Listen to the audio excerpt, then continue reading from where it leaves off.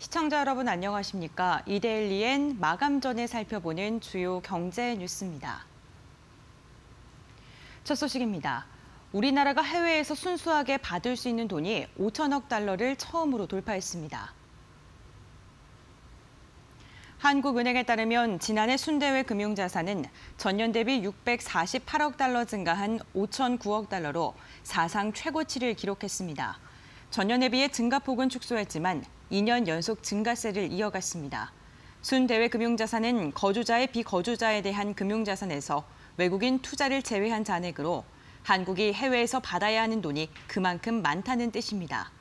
한해는 경상수지 흑자 기조가 유지된 것이 뒷받침됐고 우리나라 투자자들의 투자 다변화와 수익률 제고 차원의 해외 투자 증가가 맞물린 결과라고 분석했습니다.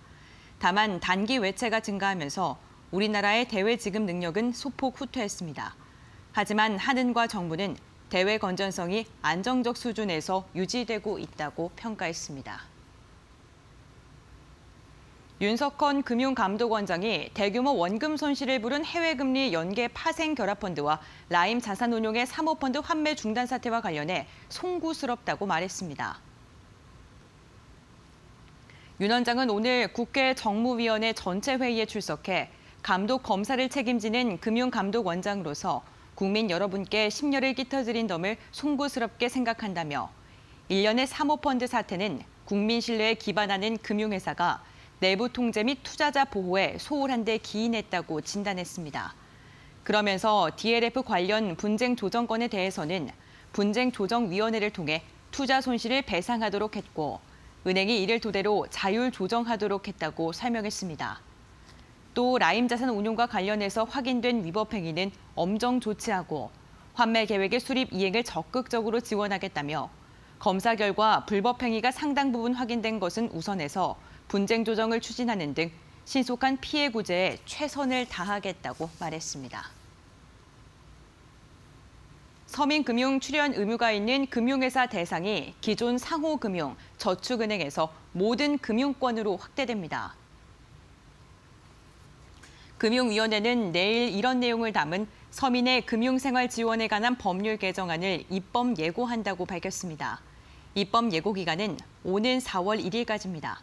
서민금융에 출연한 의무가 있는 금융사 범위에 가계대출을 다루는 금융사를 포함하는 것이 핵심으로 금융권 전체를 포괄하는 정책 서민금융 지원 체계를 구축하자는 취지입니다.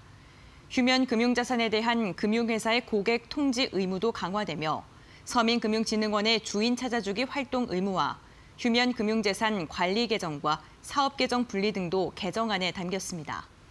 금융위는 입법 예고 기간에 접수한 의견을 검토해서 최종 정부안을 확정한 뒤 올해 6월과 7월 국회에 제출할 예정입니다.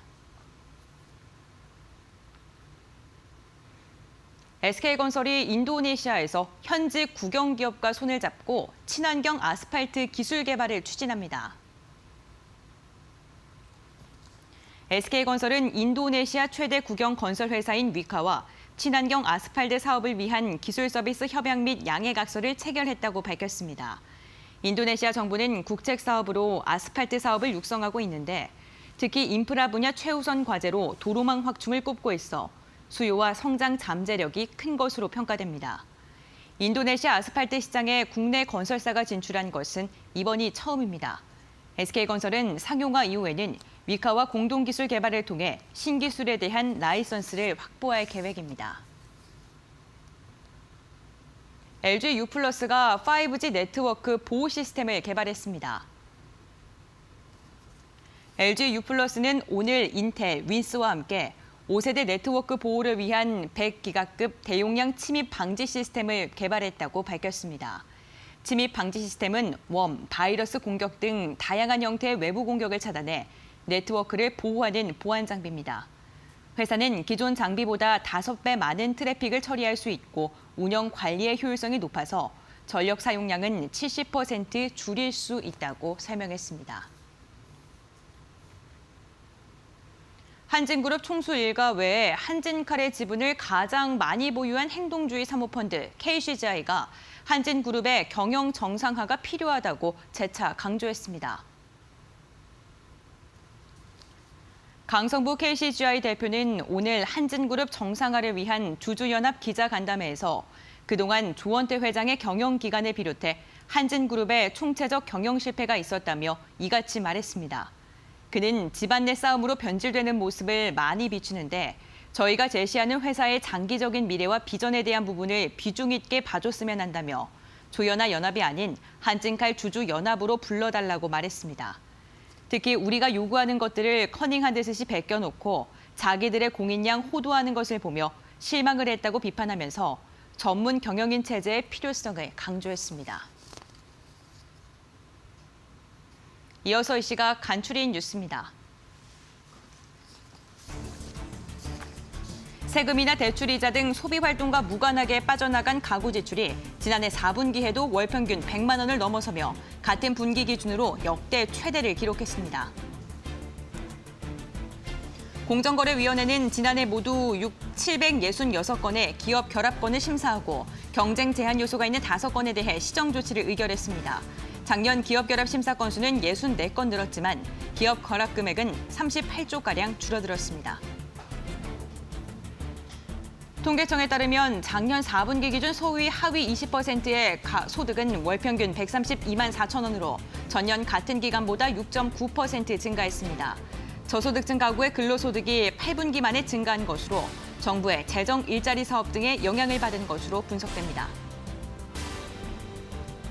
지난 1월 주택 매매 거래량이 10만 건을 돌파하면서 역대 1월 중 가장 거래량이 많았던 것으로 나타났습니다. 작년 동월 대비 101.5% 증가한 수치입니다. 이데일리엔 마감 전에 살펴보는 주요 경제 뉴스 함께 확인해봤습니다.